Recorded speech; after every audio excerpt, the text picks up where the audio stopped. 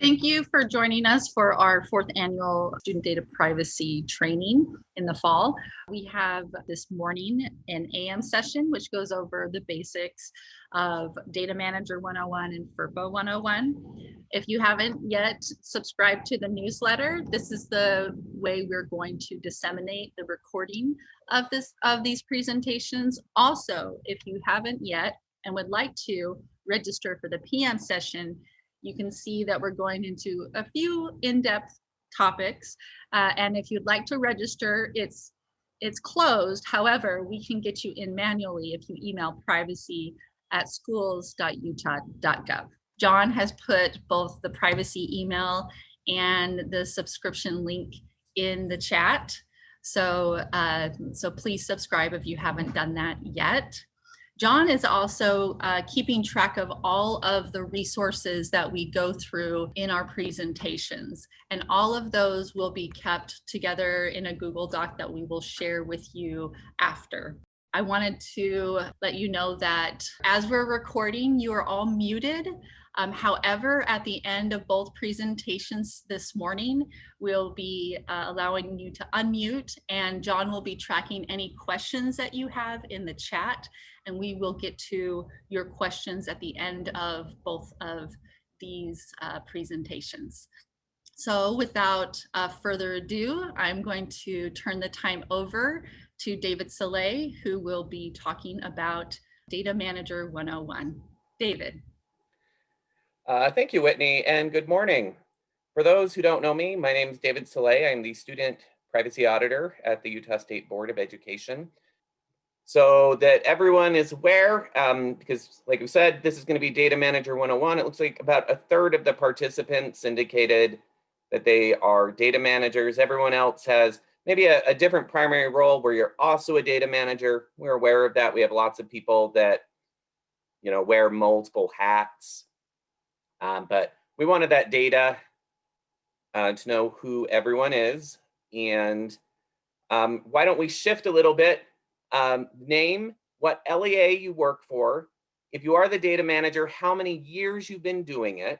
And then one thing you think your LEA does really well with data protection and something you want to improve on with it.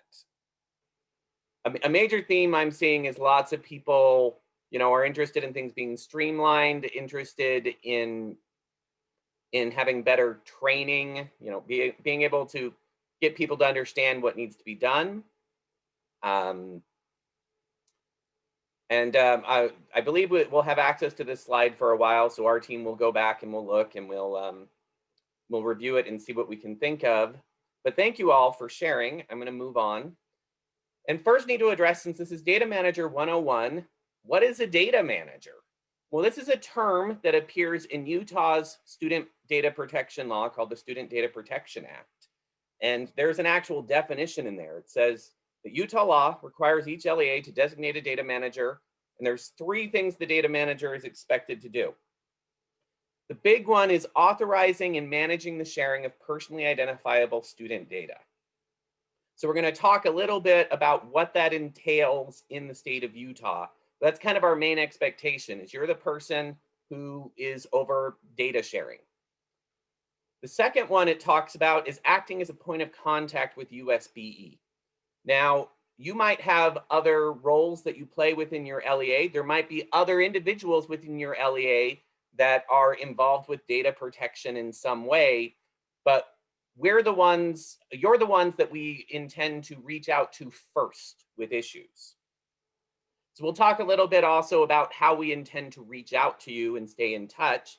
And then the third one that's listed in the law is fulfilling other responsibilities as designated in your local data governance plan. And we'll talk about what some of those other roles might look like. So the presentation is going to go over those 3 areas. So first, let's talk about authorizing and managing data sharing. What is required basically boils down to 2 laws. At the federal level, there's the Family Educational Rights and Privacy Act, or FERPA. And this generally is going to require that you get written parental consent before sharing student personally identifiable information. FERPA does have a limited number of exceptions to this rule where you can share student information without getting consent first. And Whitney is going to talk a lot more about that in detail in the upcoming session. So it's more just to let you know, that's the first thing we talk about is what does FERPA say? Utah Student Data Protection Act puts some additional requirements on top of that, particularly whenever you're contracting with what it calls a third-party contractor. This could be ed tech websites. This could be if you're contracting with a local university to perform a study on learning outcomes, for example. All of these would fall under this requirement that basically says the agreement needs to say certain things. Well, what are those things? There's 5 that are listed in the law, and I'll just go over those really quickly. So the first one is it needs to describe the requirements and restrictions related to the collection, use, storage, or sharing of student data. It needs to describe any sub-processors. So this might be groups that the third-party contractor is contracting with to help perform the service. Just needs to describe who those are. So, if they're using a cloud service provider, for example, to store the data, it could be vaguely described. We have a model agreement that we'll talk about in a moment that it's even vaguer than that. It doesn't have to be super specific, I guess is what I'm saying. But if they're sharing with other groups, it should give an indication of what reasons they'd be doing that. There need to be provisions related to destroying data if you request it. There need to be provisions at your request that prohibit certain secondary uses, such as selling the data or using it for targeted advertising. And then the last one, and this one ends up being maybe a little controversial, is there should be a right to audit clause in there. So you should be able to audit their compliance with the privacy portions of the contract. Now, there's a couple of ways you could go about ensuring this. And a really good example is with ed tech websites. So most ed tech websites are going to have a privacy policy that will cover a lot of this information. Unfortunately, they generally will not cover all of this information. That right to audit clause being one of the big ones that generally isn't going to be there. And so since this ends up being one where it's like, hey, what are we supposed to do with this audit stuff? What is our requirements? Can you explain this more?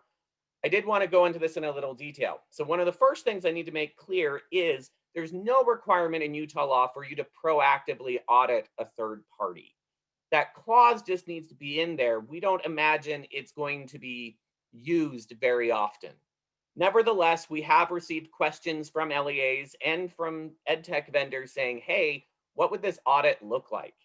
So about a year or two ago, I don't remember exactly, we added to board rule some language that clarified, and this language is based on the generally accepted privacy principles, which is a list of, it's an audit firm that put these out. They're generally accepted. This is what things look like in privacy. Hence the name generally accepted privacy principle. But there's 4 ways that this might look. So this could be a self-assessment by a third party. And the self-assessment, I'll say this is kind of the, I want to make a car metaphor, but I'm bad with cars. This is kind of your basic model. Think of it that way. This is the bare minimum that a third party could do. Doesn't obviously provide you a ton of assurance. They're basically just saying, we looked at stuff that we do and we feel like we're meeting the requirements. So an example of this that is common in the ed tech world is something called the Student Privacy Pledge. So if they say that they have signed on to this, that basically means they've done this self-assessment, they feel good about it. By making that go public, they are actually subject to action from the FTC if it's later found that they violated it. But again, this is kind of the lowest level of audit, and certainly the least proactive. If you wanted to be more proactive, you could be sending vendors a questionnaire that could be described in the contract. There's different industry recognized third-party audits. This could include the COPPA Safe Harbor. There's reports, the Systems of Operational Compliance, I think is what SOC stands for, SOC 2 or SOC 3. They might have received ISO 27701 certification.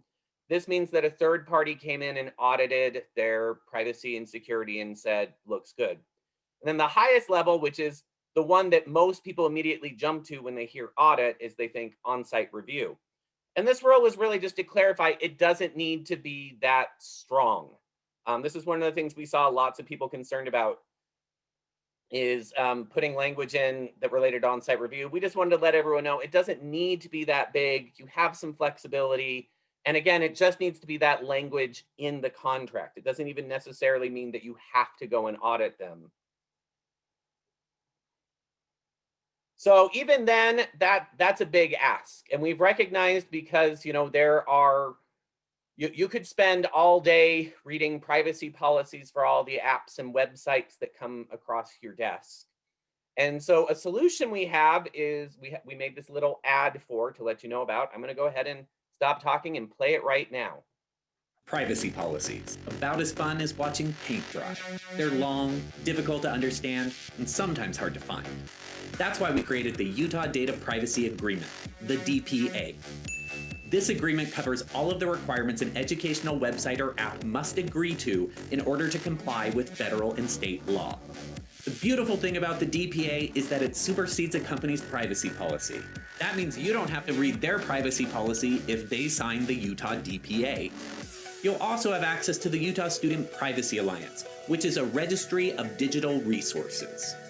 This registry shows all of the apps in use by schools across Utah, as well as their agreement status. And did we mention that USB has made it free for you to join? If a company's already signed a Utah DPA, then you can piggyback onto that agreement, meaning you don't have to create your own. Think of it like this. You have a gluten allergy. When you go grocery shopping, instead of having to read that long list of ingredients to see if it meets your dietary restrictions, you can just look for the symbol on the front of the box that says gluten-free. A professional has already tested it, doing the hard work for you. And best of all, entering your agreement in the registry also meets the requirements of the Metadata Dictionary.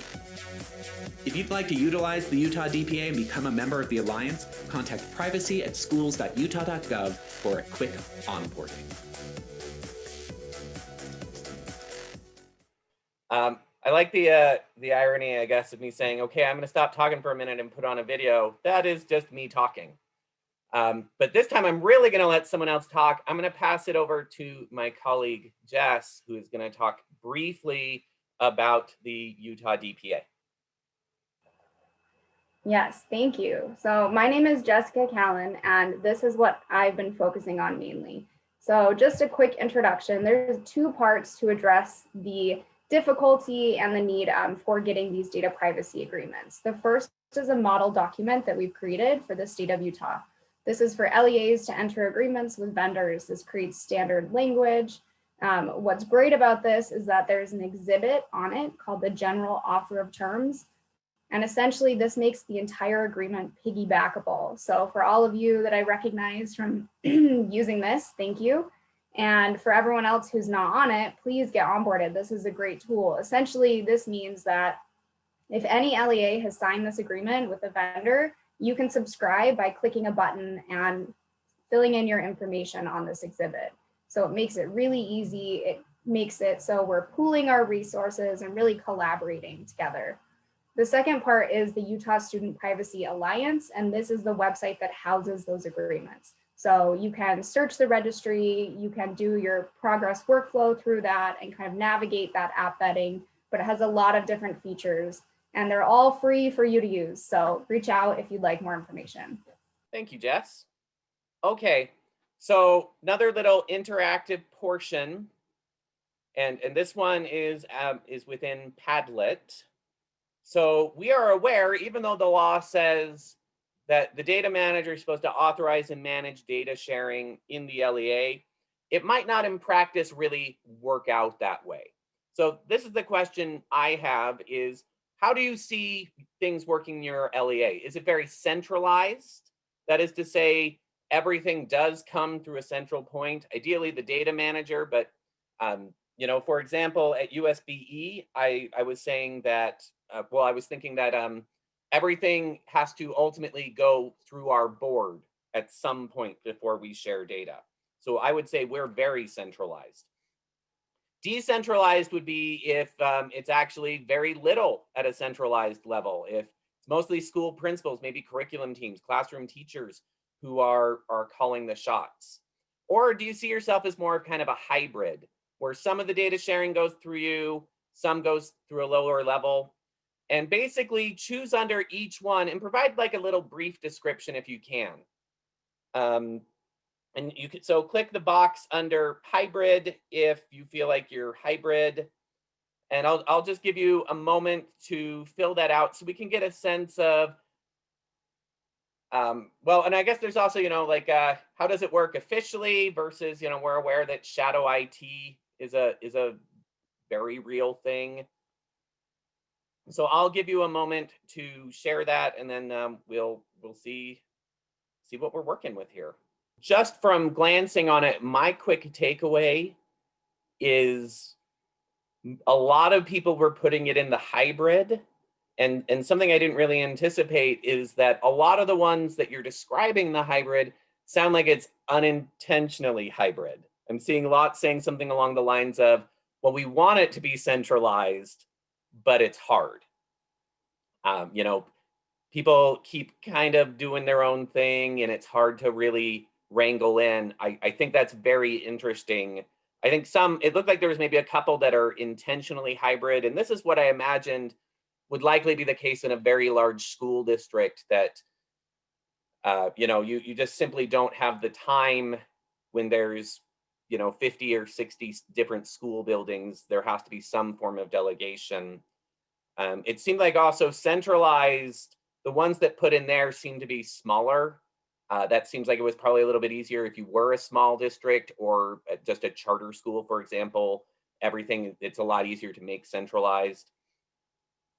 Okay, that's very interesting. We're gonna move on to the bit about being point of contact with USBE. So the primary way that we do this, well, is the newsletter. I'll get to that in a second, which Whitney mentioned. But I want to show off our student data privacy website, because our newsletters tend to be like quick little bits of like, hey, here's something new, pay attention to this. The website is our big repository of everything we've got. So you can see the link there. I believe John was going to put the link in the chat, or no, actually, we'll save that for the end. But you can use that QR code if you're dying to see it right now. This is what it looks like. And so a couple of things I want to highlight there is, if you ever need to get in touch with us, we have just kind of a hotline number for us and a hotline email, which is the privacy@schools.utah.gov. If you weren't aware, there are 4 of us full-time on the privacy team. Each one of us does slightly different things. If you're not sure who to reach out to, you can just use this contact info. We'll get it to the right person. If you want our individual contact info, you can find that under the Contact Us in the menu on the right. Also, and we've mentioned this a couple of times, if you have not already, please sign up for the monthly newsletter. That's where we send you updates. That's when you know that we've put something new on the website. And we are also aware that for some people, unfortunately, the newsletter, you sign up for it and you think you've got it, and then it goes straight to your junk. So I'd also recommend, if you've been signed up and don't feel like you've been getting these, just check your junk email. Be able to maybe modify the settings so that those end up going through to your inbox. Okay, I want to talk briefly about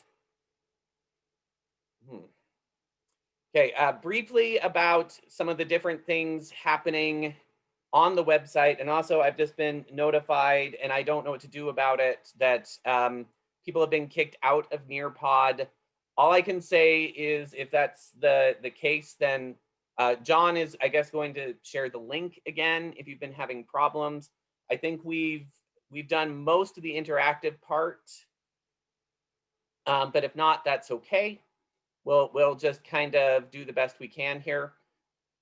Let's talk website, the tabs on the website. So the Data Manager tab will have the information related to the October 1 privacy compliance check. It also is where all of our model documents, to-do list, guidebook are.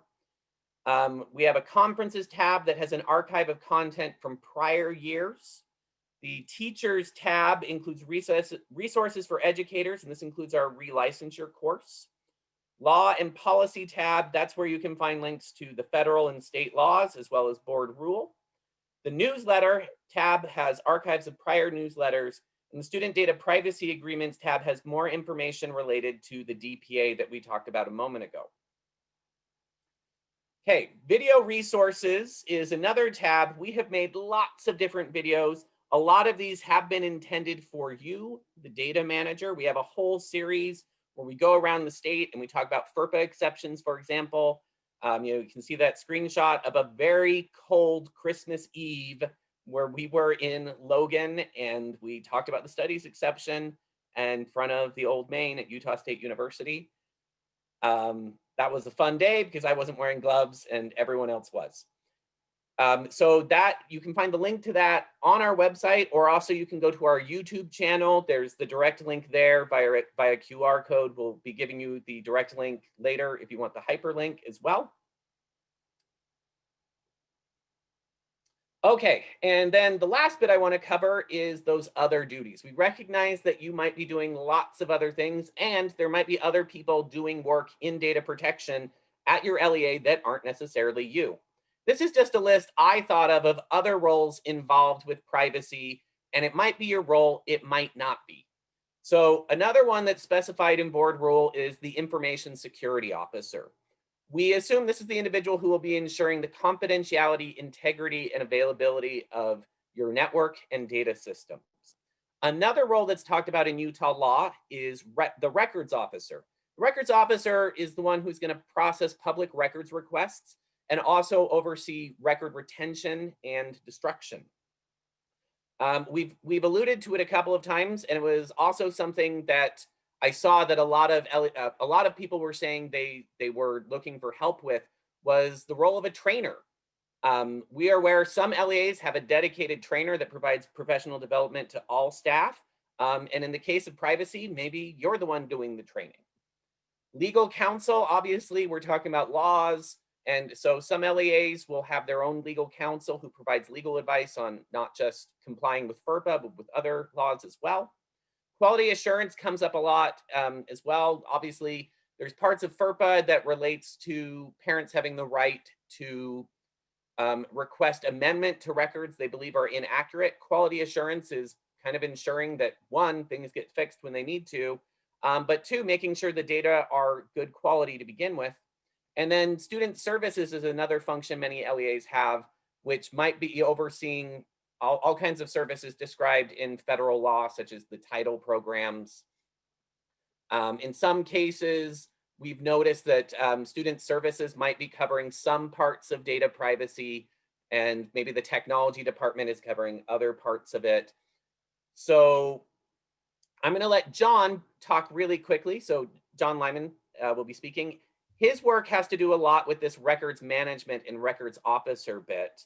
And even if you aren't the records officer, since this is work that we do and you're our primary point of contact, we want you to be aware of this. So take it away for a moment, John.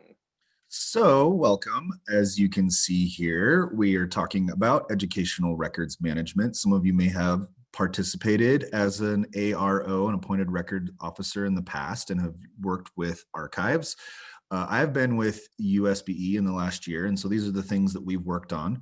We curated about 1,600 record retention schedules into this document, which is available at the QR code and on our website. It is the retention schedule. It's 51 pages, and it covers those 5 areas that you see bullet pointed right there. It also discusses what the retention and disposition is for each one of those schedules. But what we also have done in partnership with archives is we have created a condensed course for records officer certification. It is available right now on Canvas. David, if you can go to the next slide. It is not 6 to 8 hours long in the archives conference room. It is probably about 30 to 40 minutes. It is led by a cartoon version of Avalon Snell, who is your liaison with archives. And this is designed, yes, as a certification for appointed records officers, but this is also geared towards anyone in your agency who handles educational records, which most of them are not geared towards students. So if you have any questions, let me know.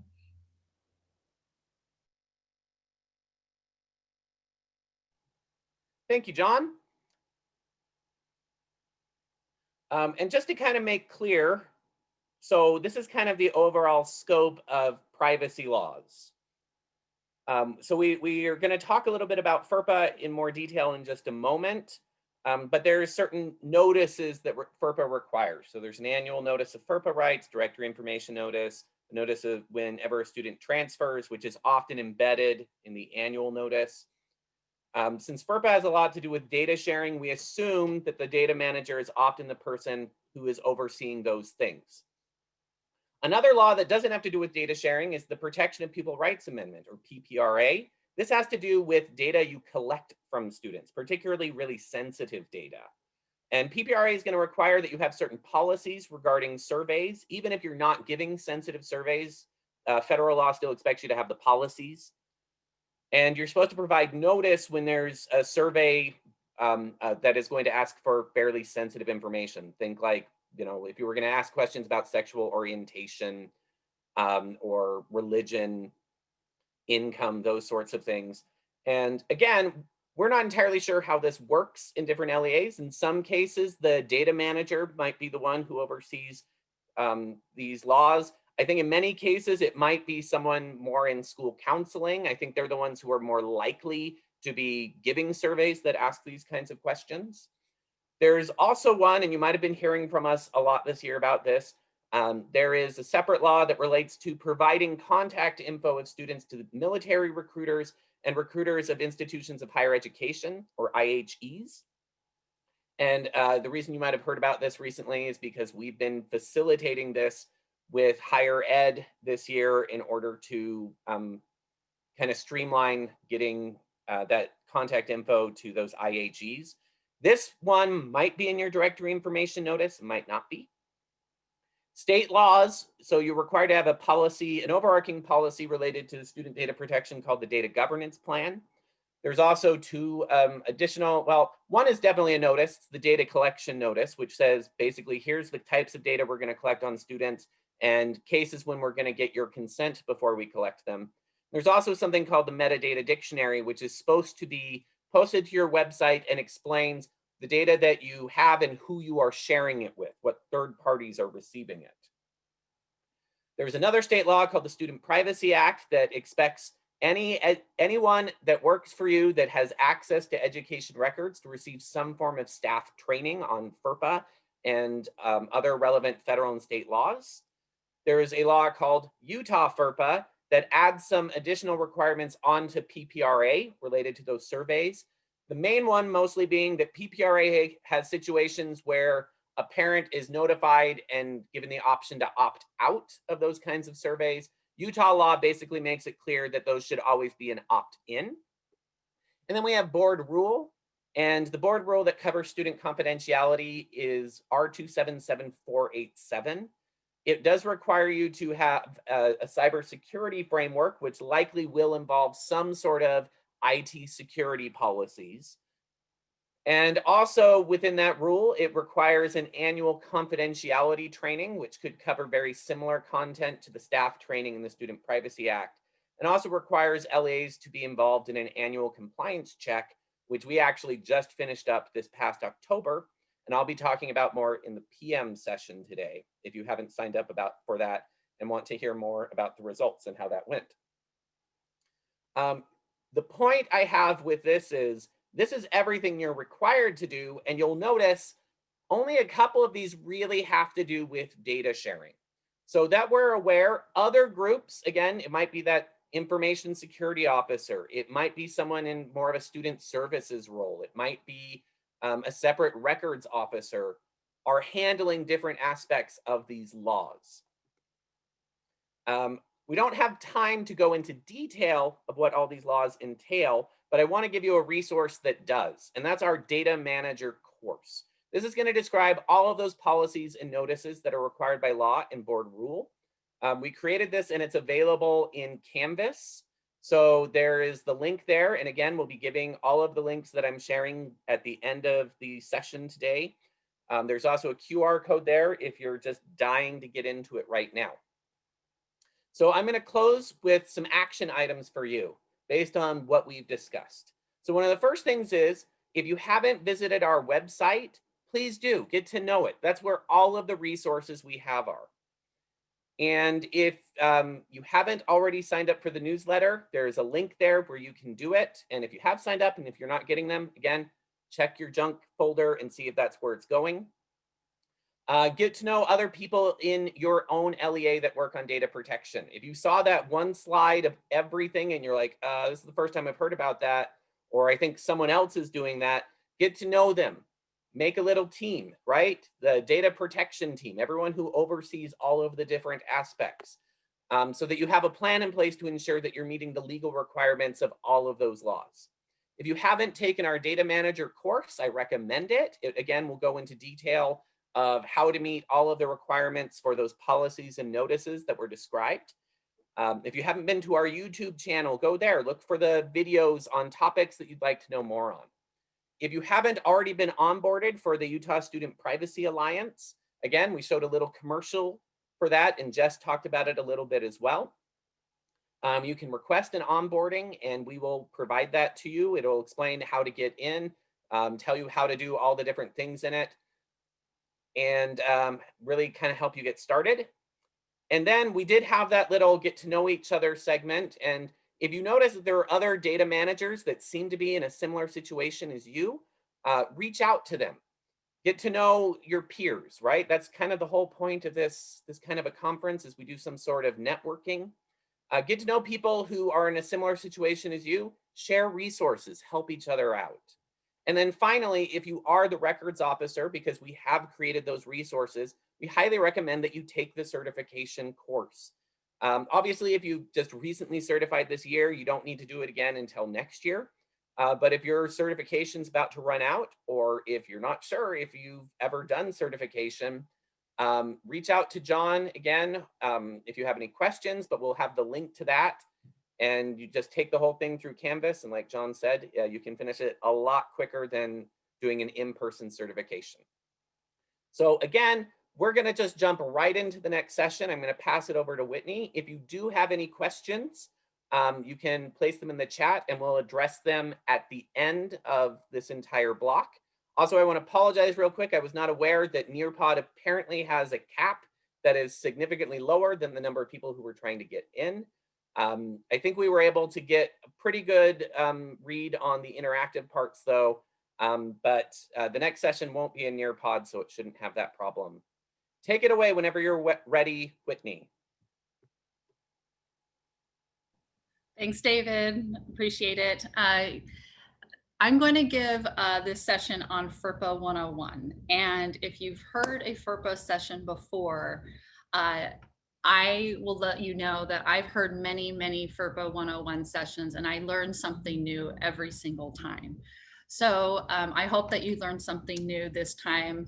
I'm going to try to share some information that I found surprising. I used to be an English teacher and don't remember understanding FERPA very well. And so kind of what are the myths of FERPA? What did I think it was and what it actually is? So in this presentation, I'll be going over what rights that parents have.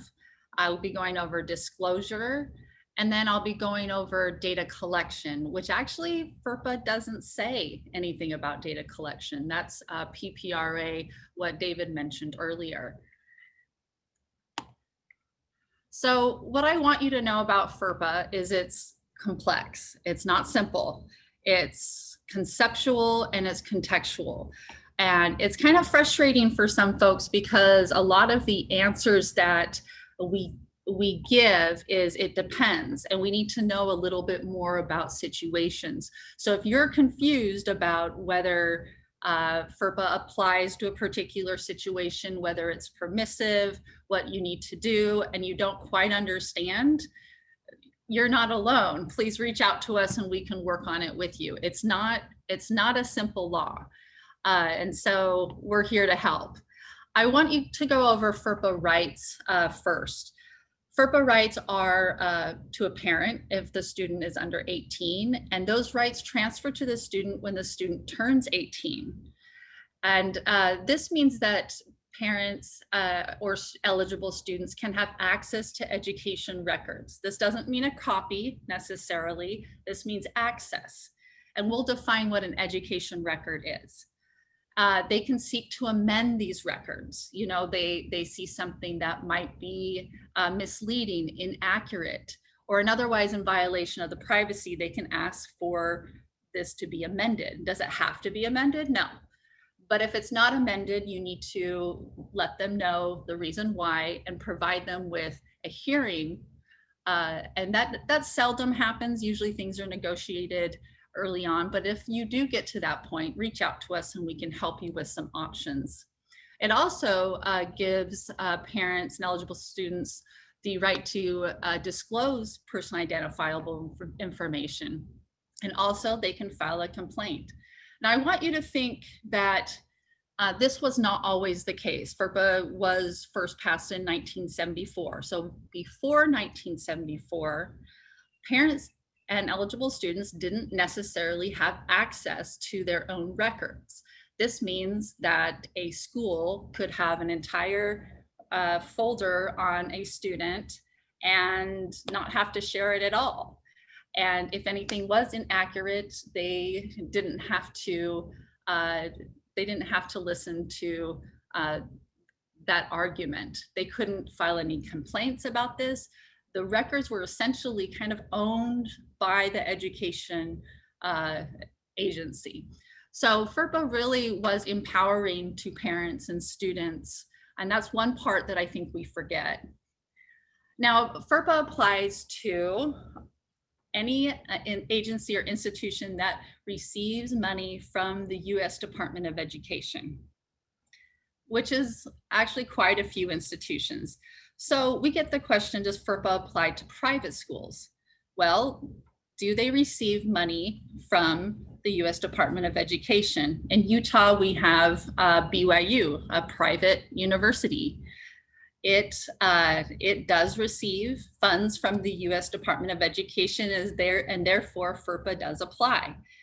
In fact, most private institutions do receive the money. So when you do receive the money, there are some strings attached, and one of those is to comply with FERPA.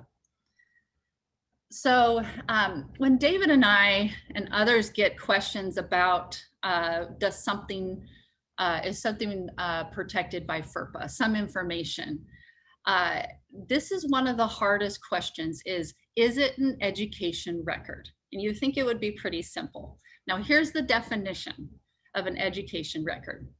It has to directly relate to a student. Therefore, if there's a recording of a Zoom class, let's say, and it's showing the entire class, it's not directly related to a particular student, that doesn't quite meet the definition. Number two, is it being maintained by an education agency or institution acting on behalf of that? Maintained is not defined. So what does maintained mean to you? And so you can see that it's a little nebulous to describe what is an education record. Or some things we obviously know are education records, some things are not quite clear. And so think about these things when, think about this first question when you have questions about FERPA. Is it directly related to a student? Is it being maintained? Is the information maintained by the LEA, the school, or someone on its behalf? You can think of the information in your brain isn't necessarily being maintained by the school. And so there's a lot of situations where you might know something, like a student is in attendance because you saw them. It's an observation, but it's certainly not being maintained by the school unless you find that information within the SIS. We'll talk a little bit more about that later. So back in the day, records, I've been told, used to be just in folders. They're paper records. I remember the first computer. I remember using the internet. Now it's a lot easier to share information. And so this is something that has become more of an issue for parents and knowing where the data are going and what's being done with it, and is it permissive. And so the main way that we share records is through kind of these means. Now, there's some exceptions to what I talked about before, what are education records. These are some exceptions. They are sole possession records used as memory aids. Let's say you're an educator and you wanted to remember something about a student to jog your memory, that this student needs this type of intervention.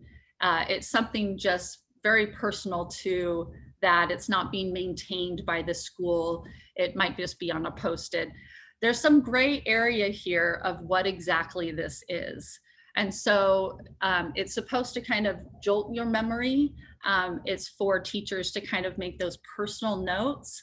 I would say if this is being maintained within an SIS, that it's probably not a sole possession record or a memory aid.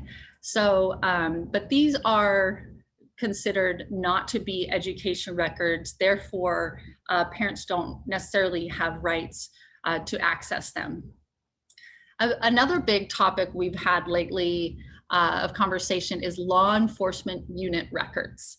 And so these are records that are related to any kind of criminal activity within the school. And in some schools, we have school resource officers, SROs. In other schools, they can identify a member of the administration as that law enforcement unit. And sometimes that's the principal. These law enforcement unit records are not covered by FERPA. This means that parents do not actually have access, do not have the rights to access them or seek to amend them. Now, it's a little confusing because things happen on campus that are both in a student's discipline file and also kind of seeking that criminal activity. These need to be kept separate. The parent has access to that discipline file, but does not have access to that criminal activity, even if the information is the same. And the data should be stored separately and securely and should be kept that way. I know the third one here, it actually went all the way to the Supreme Court, where they were wondering if peer graded papers were hurting the students' privacy by breaking FERPA. I remember, because I was an English teacher, you would sometimes hand that essay to a student up here and have them maybe edit it or have them kind of peer grade it, what they think it might be as part of an assignment, and then hand it back to the teacher. Is that paper, is that information protected by FERPA? The Supreme Court said no. That is not the grade within the grade book or the grade within the SIS system is that record, but the assignment itself is not. So it is fine for other peers to see assignments. And again, if you have questions, please put them in the chat and we'll be going over those after this session. Parent is defined in FERPA. You can see here, it means a parent of a student and includes a natural parent, right? A guardian. And those are pretty easy to understand. But here we have, or an individual acting as a parent in the absence of a parent or guardian. Now, a parent can be custodial and non-custodial unless their parental rights were taken away. So who has custody doesn't matter necessarily, as long as the parent, it is a parent or a guardian. Now, parents, parent is, gets a little hard. I know there are different situations out there where maybe grandma is taking care of the kids, but doesn't necessarily have guardianship or custody of the kids. If at the local level you determine that that individual is acting as a parent in the absence of a parent or guardian, those rights of the parent are given to that person. This is to help provide service to that student regardless of who's exactly there. So this is very much a local decision. You can have your own policies around this. You know, I think it says that FERPA affords full rights to parents unless the school's been provided with evidence that there is a court order or state law that specifically revokes these rights. And so I want you to be a little bit more, it looks like being a parent's a little bit more flexible than you would necessarily think. So when can you share student data? Well, certainly if you get parental consent, you can share student personally identifiable information from education records, but the consent must specify the records to be disclosed, the purpose of it, and identify the party it's going to be disclosed to. It must be signed and dated and dated. In Utah, an electronic digital signature is sufficient. So do you need parental consent to share student PII with other teachers, volunteers, administrators? Let me pull up the chat. Maybe we have, do you need parental consent to share with companies, communities, parents? Generally, you do not. And you do not because you would be using one of these 4 most common FERPA exceptions. Now, John's going to put a link in there which shows the one-pager on the 4 main FERPA exceptions. This is the only document that I have printed and put into my office so that I can reference it. This is my #1 reference point because it answers almost a lot of the questions that we have. So I recommend when you do have a question about is it permissive or not, to look at this one page and you can discover quite a bit. Now it goes over the 4 main exceptions and I'll go over those too. So if you're not obtaining parental consent, you need to use a FERPA exceptions. There actually are about 17 FERPA exceptions. Some of them are used a lot less often, but these are the 4 main ones. And we have a series within our YouTube videos that go over every single exception. And this is what that one pager looks like. You're not supposed to look at it right now, but I just wanted to let you know what it looks like so you can recognize it. So #1, the school official exception. School official, it seems like it would be a teacher, administrator. Yes, a school official is someone the school has deemed to have a legitimate educational interest. And school officials need to be kind of listed or described in the annual FERPA notice.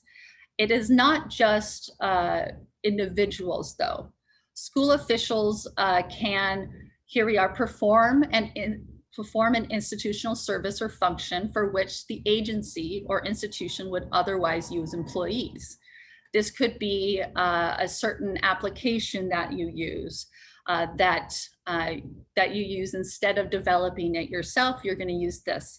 I know that some folks hire nurses and they hire them on contract. They're not necessarily employees of the school, but they are hired externally. I would say SROs may be performing a service you might otherwise hire employees for, and volunteers. Now here we are. One of the requirements also mentioned in that one pager is it needs to be under direct control of the agency or institution. And so how do you maintain that control? Well, if you have volunteers come, typically the control is that there is an educator around that can see what's going on, that has some type of control, that maybe the volunteers had a little bit of training. So that's what control might look like in that setting. Now, if you're looking at a large organization that's going to receive a lot of your data, direct control might look like a contract. And that's where the DPA, the data privacy agreement, comes in really handy, because this is one way that you can assert direct control. But I want you to know that as educational leaders, you are the ones calling the shots. It is your decision on what you can use and what you can't use. You're the ones making these decisions. You have the control. It's your responsibility to have that direct control. Now, sharing websites, David mentioned this earlier, so I won't go over this too much, but each district or charter school has a data manager, that might be you, who's authorized to approve data disclosures. And we recommend that if you haven't been onboarded with the Student Data Privacy Agreement and the consortium, this will save you a lot of time. It's about a 45-minute onboarding, but will save you just lots of time. I believe we have about 70 LEAs already onboarded, and just thousands of agreements in that registry for you to piggyback on. So we talked about the school official exception. Now we have directory information. And this one is, I would say, one that is very common, but also misunderstood. Directory information isn't necessarily what you think of when you think of a directory. It is defined by the school. So it is very specific to the school, and parents must be given the option to opt out of this directory information. So it typically is information that is certainly personally identifiable to a student, but tends to be not very sensitive. Okay, so you can't have very sensitive information on this list. It has to be something that your organization, your school feels to be not very sensitive for most students. But some of this information for some students is very sensitive. We have students in foster care. We have just different situations where sending out a student's address could be very harmful. So providing the parents the option to opt out is necessary. And so we have an example here, Renaissance Academy here. They are, I believe, a K-8 charter school, and they have a certain policy. You must notify them in writing by the first day of the new year. And at the local level, you can make these local determinations. I would say to be pretty nimble if a parent does want to opt out later. And here they have different, why would they have height or weight of members of athletic team? I mean, that's pretty typical, but that is personally identifiable information that we want to make sure that we respect people's wishes. So that has to be, there's also a limited directory information that we can give you a link to as well, where it's a little bit more limited into who can have this. Now, directory information is something is permissive to give out, but it's not required. Nothing in FERPA says you are required to give anything out. Other laws, other situations compel you to provide information, such as if you were awarded a grant and need to provide information on reporting, or you're compelled because of state and federal requirements. But FERPA doesn't say you must, it says you're permitted. So if someone comes to your organization and says, hey, give me all of your directory information, except for those that have opted out, you can just say no. The exception we have is with the providing information to military recruiters and institutions of higher education, but that is limited to only students' name, address, and phone number, I believe. So, and that's just for in high schools. Okay, I want to see a little bit in the chat. Jenny's parents have been divorced for as long as she's been in your program. Dad and grandma are the primary caregivers. You haven't ever met her mom. However, Jenny's mom just arrived at your program. You know it's her mom, Deborah, because that's how Jenny identified her. Deborah asks to see Jenny's registration file. Are you required to provide that to the parent? Let's see, let me open the chat and take a look. And we'll be answering the questions. I see Logan has a question. We'll be answering that at the end of this. John's gonna track it. Okay, we're getting some yes, no, without knowing the true identity, yes, parent, ask. Okay, I'm really liking, yeah. You're asking some really good questions. Now, FERPA, I want you to know, FERPA requires that you provide parents, custodial, non-custodial, unless there's a document and a court order saying she cannot access. You must provide this information within 45 days. So given that you have time to provide this information, you have time to do exactly what you're suggesting in the chat.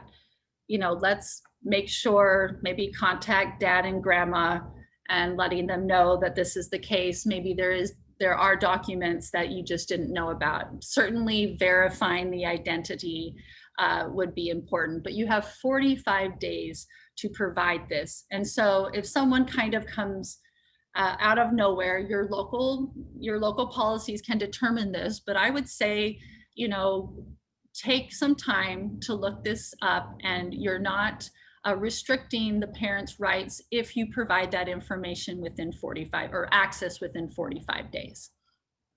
So good thinking. Okay, next question. A police officer is investigating an incident and comes to your school and asks if a participant or a student is in attendance today. Can you tell them if they are in attendance?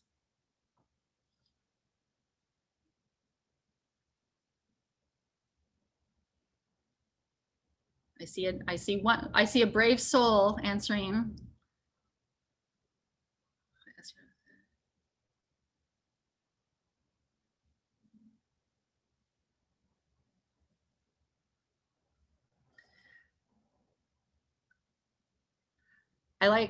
Yeah, this is a hard one.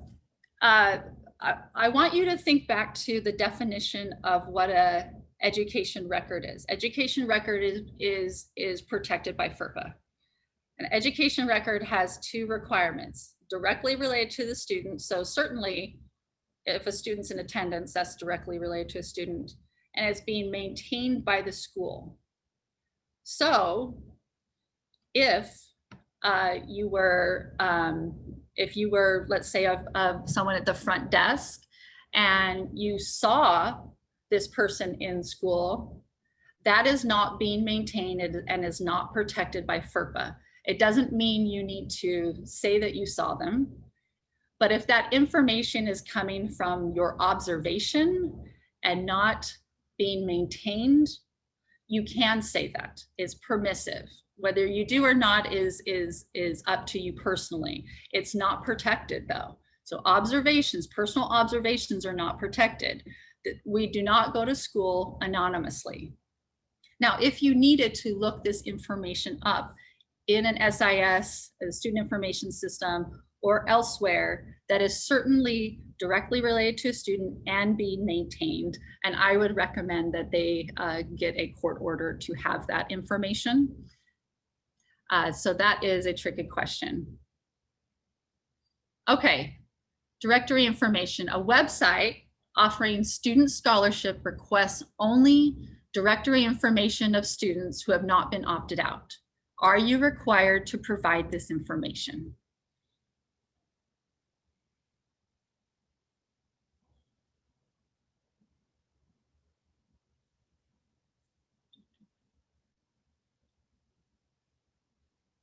Charlene, yes. Okay, you're catching on. You're catching on. You are not required to provide this information. It's permitted, you can, you're not required. So you have some choice in this. Okay, we're gonna switch gears now. I told you that FERPA doesn't say anything about collecting data. FERPA only has when it is permissive or not to disclose data. So collecting information from students, David mentioned before that there are certain federal and state laws. We're going to talk about the state law, which we call Utah FERPA, which is kind of a misnomer, but know that it is more restrictive than the federal law that requires it. So that's why we're talking about the more restrictive version. So schools need to have policies regarding surveys and sensitive information. This is when you solicit and ask for this information from students. The policies mean that you generally need consent before giving out particular surveys. Here we have a caveat here. If there is a safety emergency, if you believe a student is going to harm themselves or others, you can ask them whatever you would like, because that student's health and safety comes first. Don't worry about FERPA at all. Focus on that student. So feel free to ask questions that might help the student and the situation. Let's see. So this happens all over the United States. Utah's not the only one, but I wanted to show you a few examples that were from Utah. This is a principal apologizes after an appropriate classroom survey that asked students if they're Mormon or ever had suicidal thoughts. On that list are asking questions about your religion and also kind of the mental conditions. So we'll go over all of those. There's one that was pretty bad. This happened just a few years ago. This was given out to 11th grade students. A student brought home to her parent, and then it was on the news. You don't want to be this district or this educator.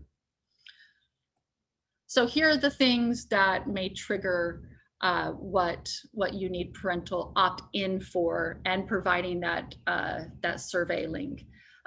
Political affiliations and beliefs, mental or psychological problems, sexual behavior, orientation or attitudes, critical appraisals of individual the student has a close relationship with, religious affiliation or belief, legally recognized privileged relationships, that's like an attorney, and also income, except as required by law. And I know I see a little bit in the chat. We'll be answering questions. Remember, there's an exception. You can ask these questions, ask questions about these topics if you have written parental consent with a 2-week notice. The parent can waive the 2-week notice, but typically you need to provide the parental consent 2 weeks before administering a survey. You need to give the parent a copy of the questions if there is a survey. Now, we get the question, we just had an election, I don't know if you're aware, last week, and certain history teachers or government teachers might be talking about the dynamics of the two-party system, and mentioning and talking about the two-party system is totally fine. But as long as you're not soliciting that information from students. But if you've ever been a teacher, you know that students just kind of blurt things out of nowhere sometimes. Students can spontaneously say anything they want. There's nothing prohibiting them, well, maybe some local policies and maybe language, but they can let you know that they are a certain political belief, or they're a religious belief or sexual orientation. They can say these things. So these do not need to be reported. Students will say these things whether you want them to or not. And again, if a student is going to harm themselves or others, your first priority is to de-escalate that situation. So I wanted to give you kind of just 3 things. I want to leave some time for questions. 3 things I would like you to do. I don't like killing trees and printing much, but this, I made an exception. Download, print that one pager of the most 4 common FERPA exceptions. Look at it whenever you have a question, kind of read over it, and it's the best resource. Number 2, make sure to train educators and administrators, not just on FERPA, what I discussed, but also Utah FERPA. You can see you don't want to be in those headlines. And number 3 is ask for help. We are available. We love questions. For every one question we get, we know that there's probably 10 or 20 behind having the same question. And we use the questions that we get in order to inform resources for the future. So please reach out for help. In case you haven't registered and would like to join us, you can email us at privacy@schools.utah.gov. You can join us for the PM session. You can see the agenda there. And now, again, subscribe to the newsletter, contact us, and we'll be sending you a survey at the end. Now, John has been keeping track of all of the questions. So John, and I think, Jessica, I think we're going to unmute everyone so that if you have additional questions, you can speak. Hi, so we have one question from Logan about what about email to the military? That's a good question. Let me look it up. I don't think that email is included in that definition. So let me. While you're looking that up, that was the only question that we have. So what you should see here on your screen is a copy of our closing document, which all of you will have access to. Here's all of our contact information, our website, each one of us that you can connect with individually should you have questions. Here are the results of the poll that we took at the beginning. I know a lot of people joined us throughout the course of the session, but this is who your peers are today. Based on that, David gave me a link for you to be able to go through that Nearpod presentation on your own, self-guided. So you'll have access to that. Here are all of the links that David shared. There again is the link to Whitney's 4 main FERPA exceptions that you should be printing out and posting all over the place. Here are some action items to subscribe to our newsletter, to use this QR code or this link or whatever you would like to give us a little bit of feedback in our survey. And then here are some other resources. This is our Educational Records Officer Certification course. That is the Canvas course for anybody that deals with records. This is our retention schedule. That is also available on our website. And if you are interested, here is a preview of a Security for Teachers course that we are putting together, led by David Soleil as Agent FERPA. So that is something to be looking forward to. So that is in our closing document. And if we have any questions, we will be adding things to the document as well. Yes, the link, Wendy, the link is right above. I'll be sending it to you in the chat again. Sorry, I'm getting blown up.